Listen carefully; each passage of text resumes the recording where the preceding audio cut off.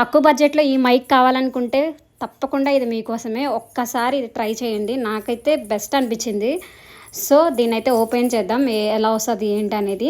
నేను మొత్తం వీడియో అంతా క్లారిటీగా చెప్తా. సో ఎలా యూజ్ చేయాలో కూడా చెప్తాను.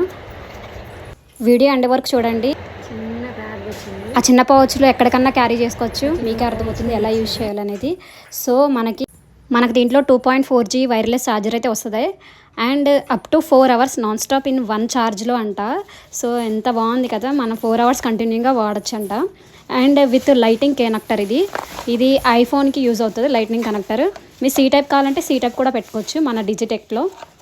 సో మనకి దీంట్లో ఒక ఛార్జర్ అండ్ ఒక రిసీవర్, 1 మైక్ అయితే వస్తుంది.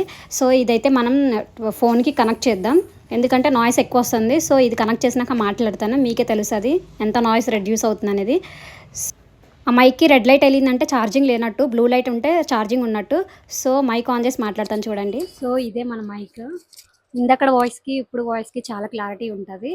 సో ఇది wireless microphone receiver with lighting connector అంట.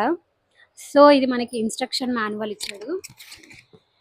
ఇట్లా ఆపరేషన్ స్టెప్స్ ఉన్నాయి, దీన్ని చూసుకొని ఎలా ఆపరేట్ చేసుకోవాలో స్టార్టింగ్ నేను వచ్చినప్పుడు అయితే ఛార్జింగే పెట్టలే, రెడ్ లైట్లోనే ఉంది. సో ఇది ఎలా పనిచేస్తుంది, ఎట్లా చేయాలి ఇన్స్ట్రక్షన్ చూసి నేనైతే పెట్టాను.